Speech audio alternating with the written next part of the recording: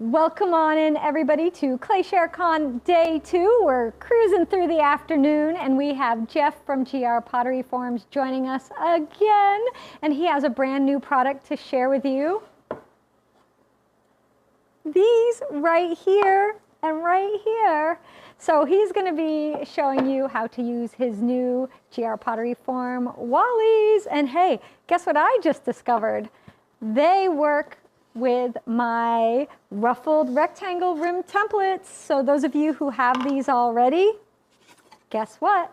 You've already got templates. You can use them. And I bet if you got some of Debbie's, you're all set as well. So let's head on out to see what Jeff's up to. I know he's got some fun things to share with us today. Hey, Jeff. Hello, everybody. Hello, hello. I know it's going to be a good one. You got coffee. It's coffee time here at GR Pottery Form Studio. So the coffee talk with Jeff.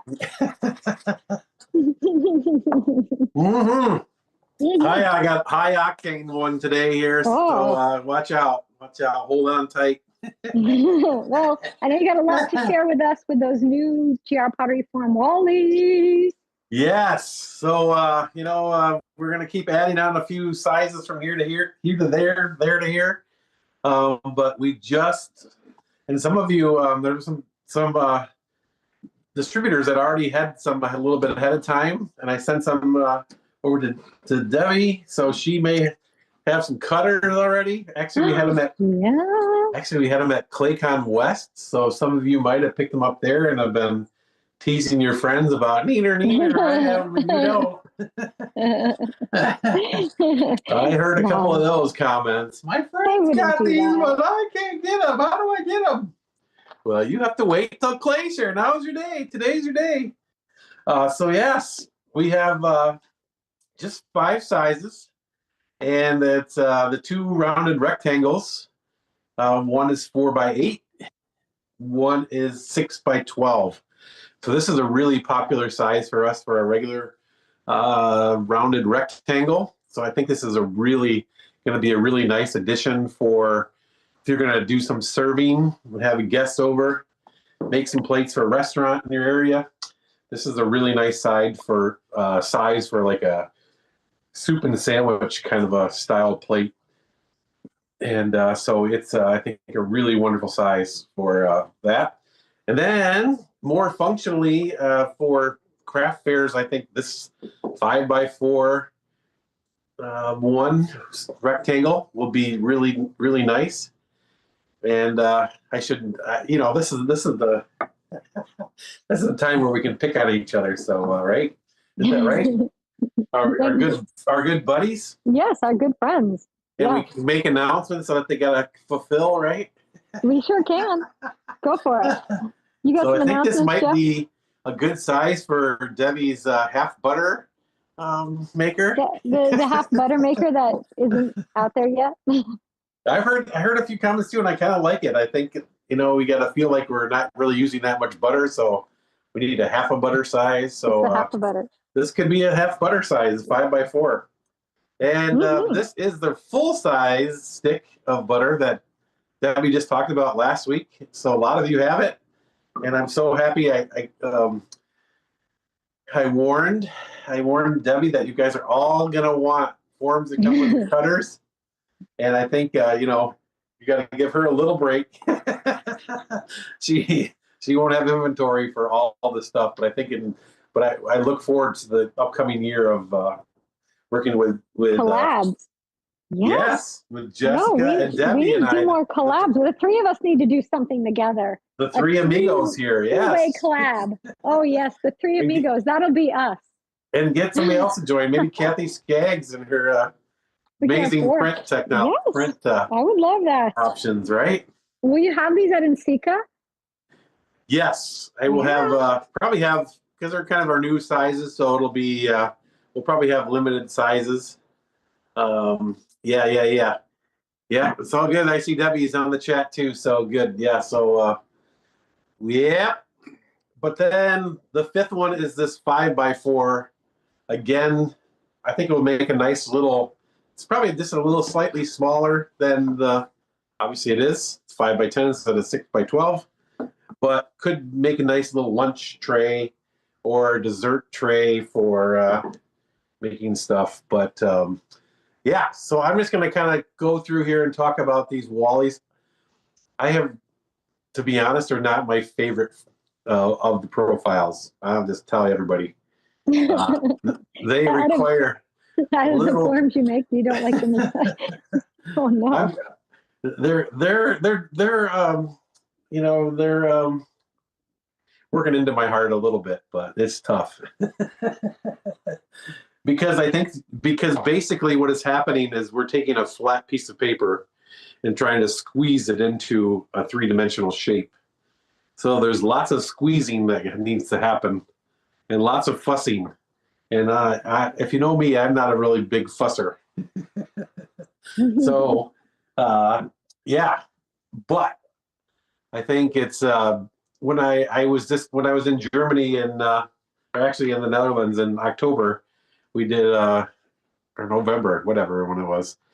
We did a Christmas tree one, and it's really nice for a short setting to have people, a bunch of fussers there. So, yeah.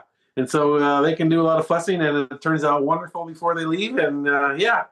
So this, I think, is really a good entry for us at GR Pottery Forums into the, the 1 hour class segment, and doing also in the school environment. So if that's the environment you're coming from, these are great options, all the Wallies. So we have hearts and trees and Christmas trees, and we probably will be adding more. And yeah, just hold on. I might by April, May, we have this new one coming out for, I think I'm working on kind of doing it as a kind of fundraising project, community project. So we'll see how that kind of comes out. But yeah, so let's get to it. I know a lot of people always wonder about these. And I think I just did make and takes in Arizona using the hearts. And for me, it's really one of those ones where you just give them a piece of clay and get to it, right? It's there's not a specific process that works for everybody that I say you have to do it this way. It's kind of more of a like squeeze and push until you get the shape you want, right? So one thing I know that sometimes you got to be gentle in that squeezing, that otherwise you get these folds and whatnot. But yeah. The other thing is, I think I would wait to do my stamping or any kind of textural work till the piece has been formed, especially the inside, because we are going to be squishing and squeezing the clay, and it's going to ruin that texture. So, yeah. So let's make this 5x4. Oh, and Delaney, if you have time to go bring yours over here. Delaney made some samples yesterday or the day before. It turned out great, so I wanted to show everybody those eventually here. But in the meantime, we're just going to take our clay, lay it over top of the form. And again, this is a real critical element. The square one's probably a little easier than, say, a round one or a rounded rectangle. But I want to kind of drag, push this clay towards the form before I have this downward motion. I want this kind of towards and up. And I know this is real difficult for a lot of you. You get anxious and you're like, I got to push this clay in place. It's got to look like that form here quickly. But take your time. Be nice to the clay. I like the clay to be, this one's been sitting around here under plastic for a while, so it's stiffened up just slightly. But I like it to be as wet, yeah, just slide it on there, great. And as possible so that I can manipulate the clay quicker and easier. You see, I'm almost, even if I'm going to use 2 fingers, I can kind of just push the clay towards that form. And this really is helping to kind of maintain the thickness of that clay, right? So I got the on here going here. Once we kind of get it in place, then I like to push on the bottom area first, close to the work surface. And that then will help it to take the shape of the form. And it's not really by doing that, it's not really stressing the clay on this ridge area here.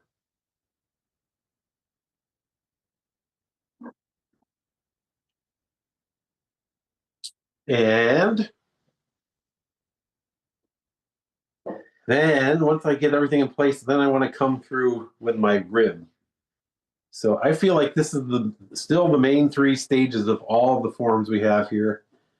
In this initial kind of compression of making sure that the clay is compressed in the shape and the form that we're using. And that helps us just to make sure all those clay particles are aligned well.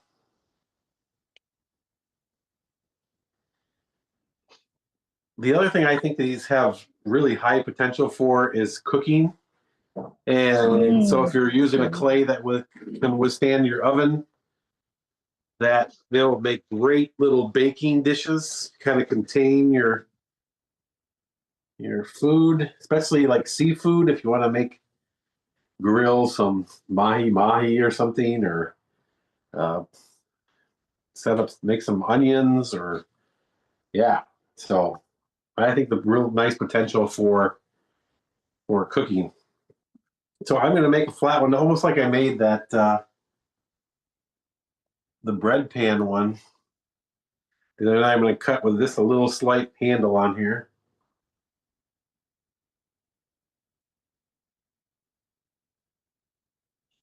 These forms are the ones that kind of break all my rules. Like, I don't think you need to have a foot on these. So I'll let you by.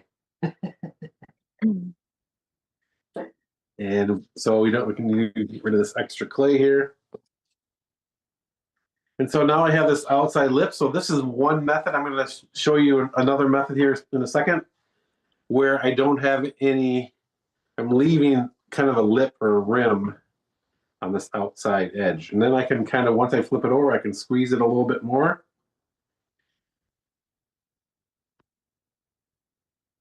There you go. And so now this is the great time to kind of make some scalpy, kind of pinched edge here. You're getting very fancy. Yeah. Don't tell anybody. Yeah.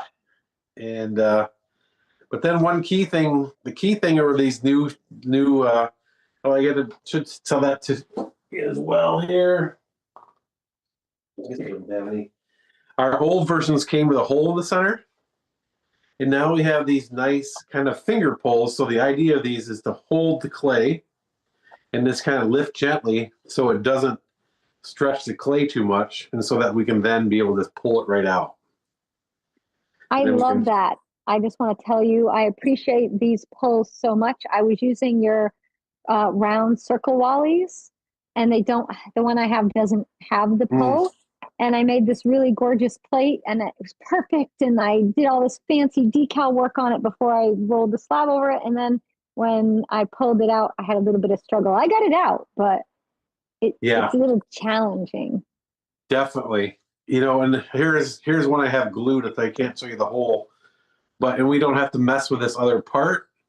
But it still really does give you an option where it's pretty simple to drill a hole in there, and then we still have these spacer pulls. So if you really like that process, as far as lifting it up, or for those rounds, you could still add that as well. But simply, like for the majority of the projects, I think, like you're saying, I think it's really nice to have this kind of pull here.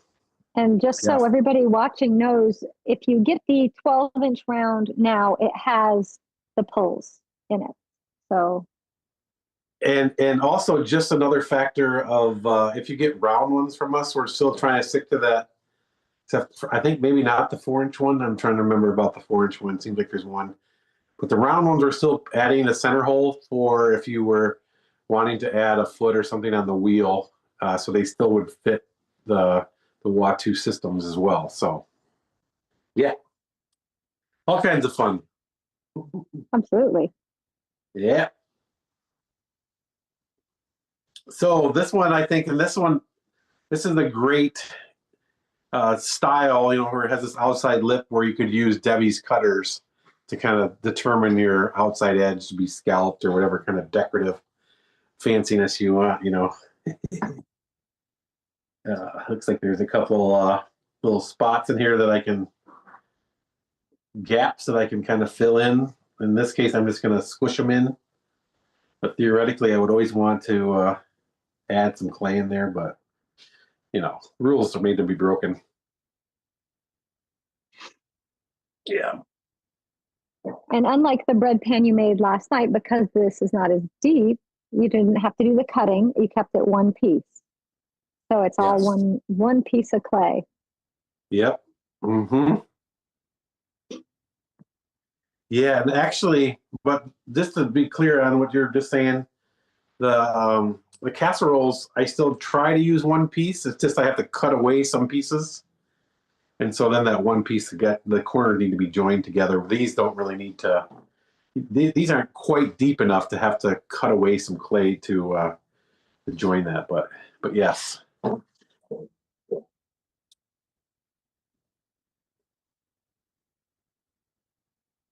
So let's get some brown clay left from last night. And I'm just going to mixing it up. I'm sorry? Mixing it up. You got brown clay. What clay are you using? I know people want to know. What clay? Yes. What clay you have there? I am, for those who don't know, I'm located in Grand Rapids, Michigan. So we get a lot of more East Coast clay than West Coast clay here. So the white clay body that I use, this white stoneware, is from Standard Clay. They're in Pittsburgh. And if you're on the East Coast, I would highly recommend Standard. And they have quite a few locations now down the East Coast, all the way down to Florida. So that's I like 182G. That's the one I like to use. It's inexpensive stoneware, but it has a lot of versatility from high fire to low fire. So same clay body. So will fit in a lot of. It's designed to be. I think it's a 6/8 clay body, but I like to use it for raku firing and wood firing. And also could really be used in a classroom to make sculptural pieces that you would just put underglazes on there, low fire it. So that's 182G. And then I'm also using Laguna Speckled Buff. That you can get on the West Coast too. But so those are both really available, the distributors here. So definitely go to your distributor if you're starting new and want to know about clay. That's one thing you probably have to find a local distributor for, because it's really difficult to ship that through the mail, especially when you get addicted to clay and you need 200 pounds at a time kind of thing. Your mailman is not going to be happy with you. No, oftentimes shipping is as much as a box of clay. Do we have enough clay here? Oh, I don't know. So again, I can measure how much clay. You'll make it fit. That's right. I know. That's the problem with clay. And then you have to deal with the problems, right?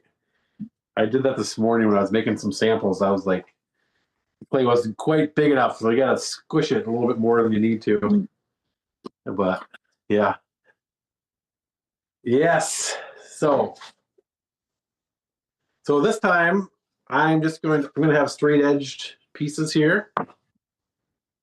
Draping it over. As you know, this is the big discussion a lot of times when I see people. Oh, we got this flipped somehow, huh? I think we had a call coming in.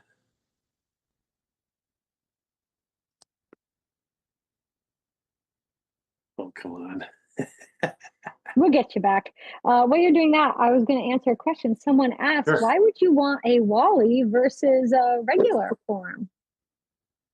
And so Great question. Yeah. Do you want to answer that, Jeff? Have you got settled, or you want me to do? Sure. No, I can. Or I'll hear your answer. You can. I like you have great answers. So I have good. I have the same answers you have. So the Wallies have straight sides, which are. Oh, you're gonna come to camera one. I should have grabbed a Wally piece. All right. Well, I'll just stick around, and I don't have one here right now. So the Wallies give you a straight side, which sometimes you want. You want a straight sided piece, and we've done some straight sided in the past. Great for casserole, deep dishes. The regular ones give you some. Yeah, like dip. So if you want to do like spinach artichoke dip. So yeah. So we're gonna go to Jeff. Jeff's gonna finish. I just wanted to cover. He had to fix his camera. Yeah. Yeah. All right, Jeff. All on you now. That was great, and I think maybe it's a good. This is a family show here, right? Absolutely. I mean, everybody's here. So it's a good time to talk about it. We have 3 different options now. We have RD2, we have the Wally, and then we have the originals.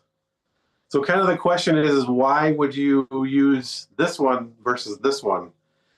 I think the first answer to that question is aesthetics, right? Like it looks different. It's going to look different, and it's going to look different, but then probably what the real thing in the end for us functional makers is what is going to be the function of that plate. So like this one has a real smooth transition edge, and so it might want to be served something delicate, like maybe a piece of pie. I don't know. It always comes back to pie. Always pie, yeah. Yeah, and where this is really popular, the Wallies are really popular in the Southwest because it's got that walled edge. So maybe things that have lots of sauce. And so you're trying to scoop that sauce onto your fork, so you don't have to get out a spoon. But yeah. And so they really, I think the simple answer is appearance. They look really different. They all are just blocks of wood, right? But they have different functions, different looks. And if you're making functional things, you got to be thinking about the function. So anyway, hope that answers your question. Long ways, but then the beauty of the forms is that we really can then, I think what's really nice, and I think Jessica is has some things up her sleeve for the future for making kind of more sculptural pieces where you make 2 pieces and join them together. And I was just down in yes, I do. Yeah. I can catch my breath for a minute. I've been working on it, but it's, life. Oh, look, you're ahead of me, kind of. Look what you do. Plus, it's a little fussin'. It is fussin'. It's very fussy. But fussy is not bad. No, totally. And fussing is not a negative. But the other thing I saw in the Southwest, so it's on my brain here right now, but a lot of people like making yard totems or garden stacks. Yeah. So you could use different ones. Like here's a square one and stack them on top of each other to make different kind of sculptural pieces as well. So all kinds of options. So we're really just structurally creating options here so that you can, do what you need to make and create the foundation for some of those things. But yeah, so I might, if I get time to that, I might connect over here. I have these aren't connected, so I might connect them to make make those types of things. We always, some of us other artists at art fairs would have not so friendly names for those types of things at art fairs. Something on a stick, Oh yeah. So the question came in: the round Wallies do not have the holes anymore in the center. They have the pulls, but if you want the holes, people could do that themselves. There might have been like a 1 month period where they did not have holes. Oh, so now they have, okay. Yeah, where we were, had to catch Jeff when he was here to make a decision. whether they're going to have holes or not have holes. And, I always change my mind like 4 times. So, because thinking, yeah, so they should have, if you buy them today, they will have holes in them. So so they have holes and they have the pull? They have both? Exactly. Yep. Okay. The round ones do. The round ones do. Okay, good. So the photos might not show the hole, but it's there. Good. Yeah, where these new shapes, they don't have holes in them. It's just the round ones. Yeah. I know. How can this a piece of wood be so complicated? Oh, yeah. All right.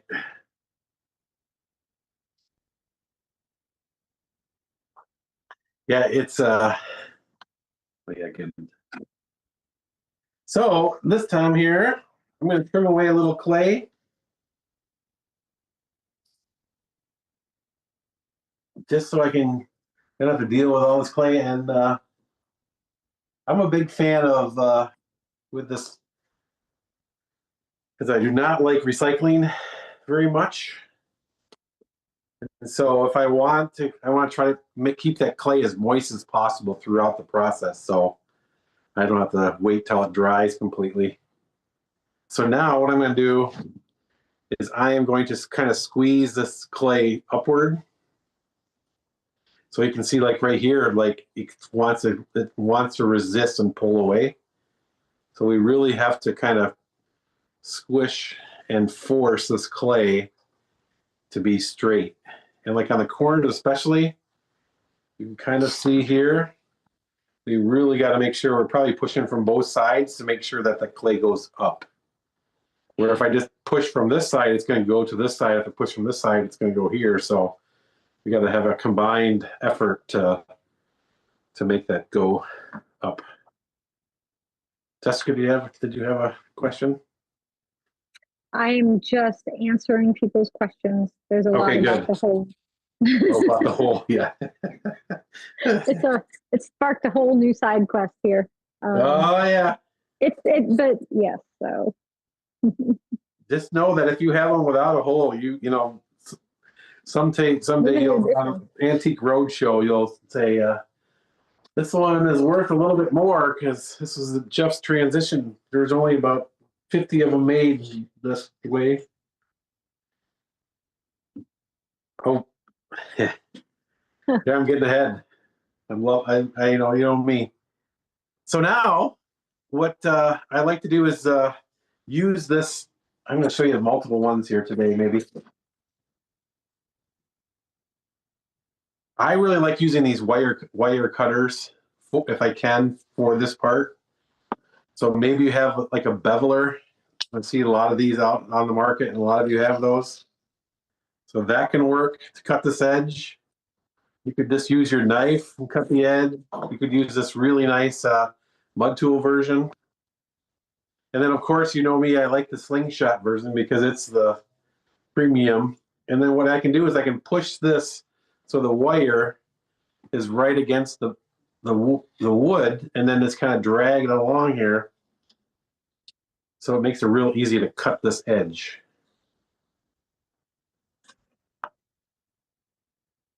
And this is probably the typical way you would think of making these forms. But I'll warn you that because we have to manipulate this clay so much, especially like in the corners, you get these kind of thick and thin spots. And if you get that, you can, I think I would just wait till it's leather hard. If it's too thick, to shave it down. And if it's too thin while it's in this wet stage, I would just add on some clay. So, and this one's pretty, pops right out. But if the clay is really wet, which I like it to be, this clay is not really wet. But you can then use that those little edges to finger pulls to pull that form, loosen that form, and then to be able to just pull it right out. So there we go. And so if you wanted to join these together, you would need to make sure it's got that flat edge. So I might lose the. Okay, good. All right. We got another call coming in because we talked about putting my call on airplane mode. Of course, now we're going to get all these telemarketer calls. Oh, see there, it switched over now. Yeah. Story of my life, right? Yeah. So Jeff, you're going to be at the North Carolina Pottery Conference coming up in March. I will happen to be there as well. So yes, you will have these forms there. That's right. So people could pick these up. Yeah, in North Carolina. I think I'm going to drive in. You're gonna, I'm driving too, all the way from Vermont. Oh, good, good. I'll pick you up. All right. I got can meet in the middle and I got 3 girls in the back that are going to be riding with me. So I'm going to be in the mom taxi. So I don't know. You're probably not going to want to ride with us. It's going to be a girls trip. I'm looking forward to that being there. There's a lot of great things in see, it's pottery country there, right? So sure is. And I've made a quick trip there in the past, and hopefully it'll be a longer trip this time where I can go around to a few places. So if you're going to be there, make sure you have a little time to kind of move around here. So all right. And I think we can get by just with this front camera on these anyway. But so I just made the bottoms probably about 4 hours ago. And so they've stiffened up a little bit, which is nice. Don't tell anybody. Jeff's going to use some slip and scoring here. I can't even believe that's happening. I might have to dig for my scoring tool. And the reason I am going to use the slip and scoring here is because it's leather hard, and so the clay has firmed up a bit. And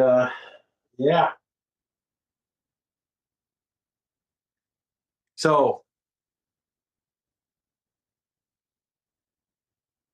this could be an area where I would want to I can just do this, where I would want to use a little more slip, but I like to kind of monitor like that moisture. Like you really don't want to have too much moisture on there.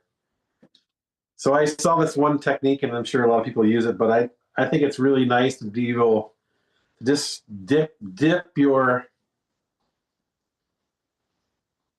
brush right into the water. So obviously it's a metal brush, so it doesn't get a lot of water on there. It just kind of moistens it slightly.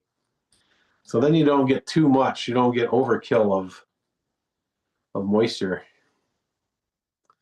You can barely see.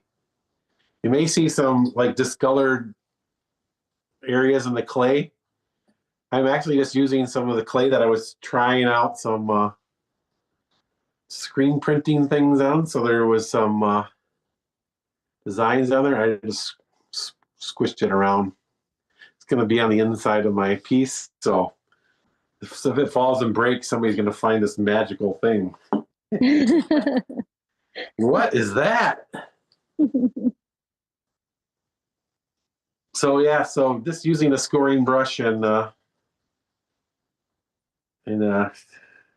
adding some moisture.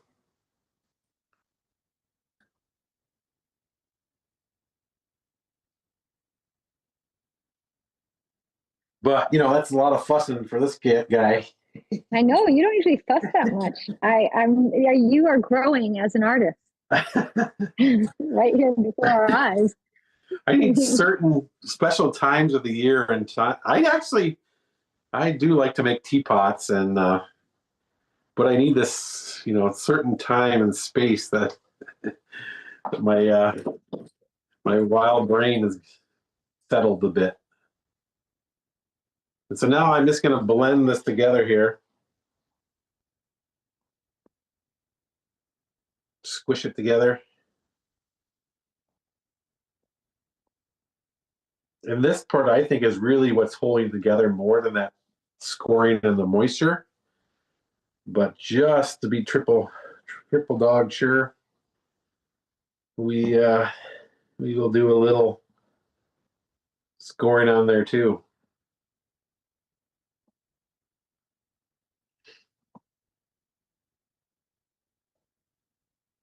But I think it's really, I love to have things that have multiple functions. And so it's really nice that you can use these forms for, to make little butter dishes, or you can use them to put out in your garden, right? It's it's a starting point. It's the foundation. It's the form of what you're trying to go for, and helps you then to be able to repeat that over and over again, right? So I might even just kind of score on this side a little bit, just to basically, I'm kind of using it as a rake to rake some of the clay from one area to another, so I can then blend it in. So if you lean towards more sculptural things, this is the view toward or this is an option for you.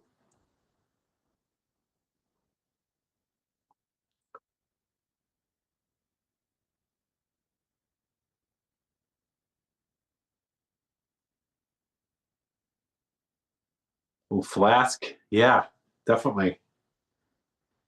Like yeah, what was the other? Yeah, or this kind of small little pouring vessel. And so yeah, I made quite a few things using an extruder, and it's similar where you got to kind of put all these pieces together. The less pieces you have, the better. The more likely it's going to be to have areas where it cracks. But yeah.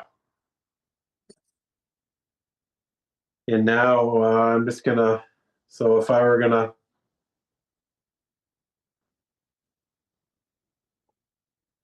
put a rod down through there, I would just add a hole in there and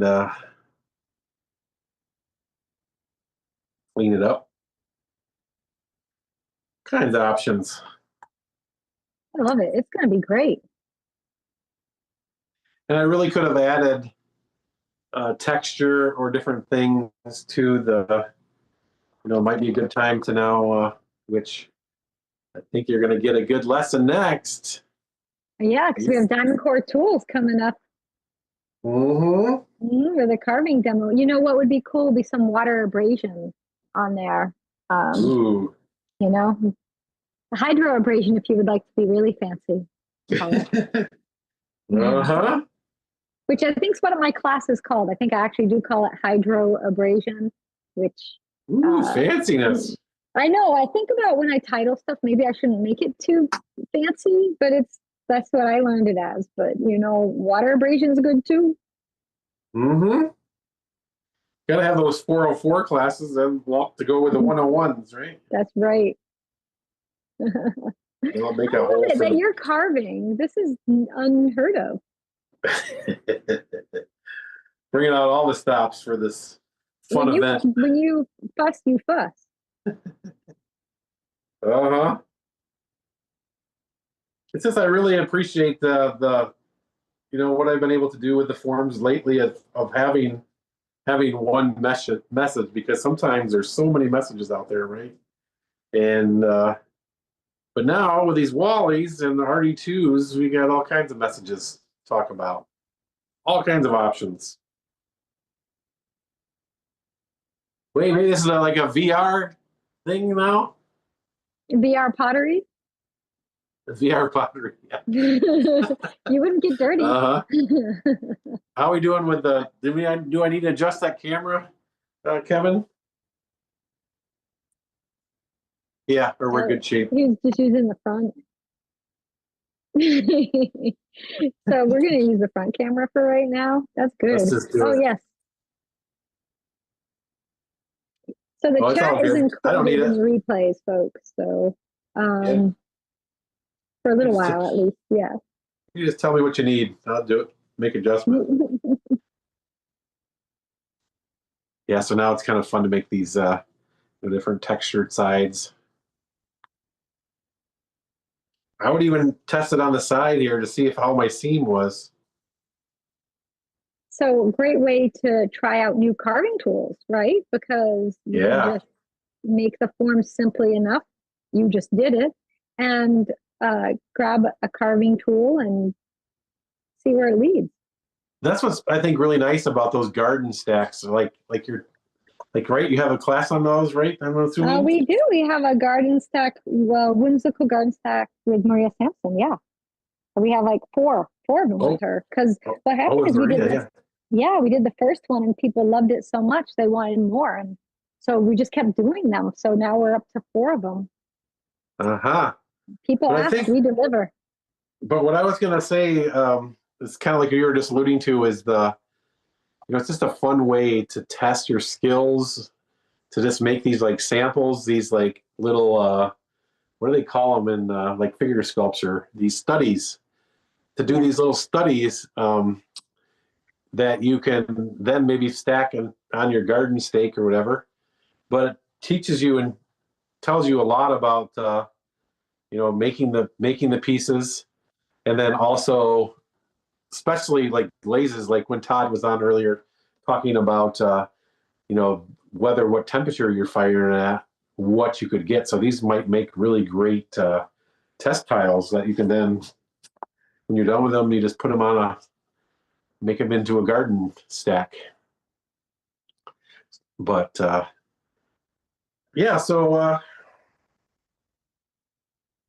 someone says it looks like a book. It could be like a book for a garden stack. That if you did a bunch of books. Yeah, so all kinds of options, right? I think we're probably pretty close here. Is there any other questions? We got a minute. So any last minute? 1 minute. You did good. You timed it perfectly. Does anybody have any more questions about Wallies? 60 seconds starting now. We got like We have this is your chance to fill up your classroom and your studios with a discount. Well, you're going to be back with us tomorrow on Friday. You've got one more coming up Friday at 10. Oh, you're my second one tomorrow morning. So we're... Yeah, that one's about RD2. So yeah, the RD2s.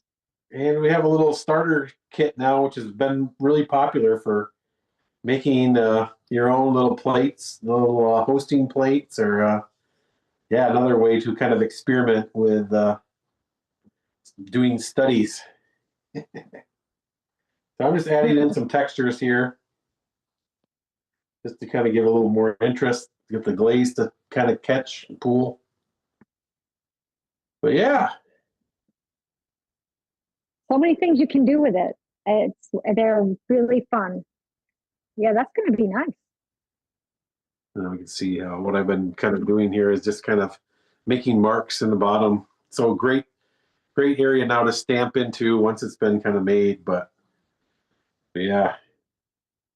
So those little ones you made that you put together was a 4x5 new rectangle Wally and a 4-inch circle. Yeah. You have there. You didn't. I don't know. You already have that put together. The new sizes are 5x10, 4x8, 5x4, and then we have a 4x8 rounded rectangle and a 6x12. And then we have a bunch of 4-inch ones of other shapes. And then we have 6-inch, 8-inch, 10-inch, 12-inch round shapes.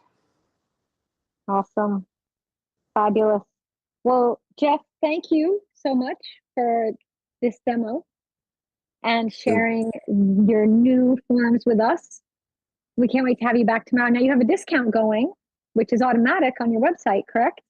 Correct. Automatic 20% off here through, I think, Sunday.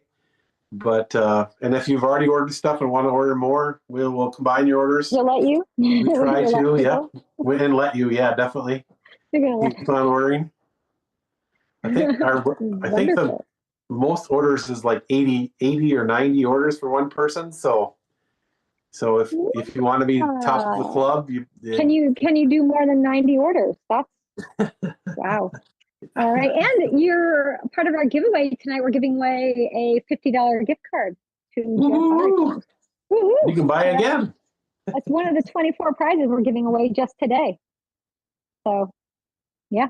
What, Kevin, how many? 91 prizes. Yes, I know. Wow. We have a lot. All right, Jeff, thank you so much for this fabulous day. Thank you, everybody. Always a treat to be with you, and I will see you tomorrow, 10 a.m. Thank you. Sounds great. We'll see everybody then. Thanks for being here. Right, so come back morning, 10 a.m. Of course, stay tuned, because just in a few minutes, we're going to have Nikolai from Diamond Core Tools showing off their brand new fine point carving tool. And I wanted to show you this quickly before we go. There was a question about why you'd want one Wally form versus another, or why GR Pottery form. These are the Wallies, so I made this really great, nice, look how deep this is. Look at, nice and deep.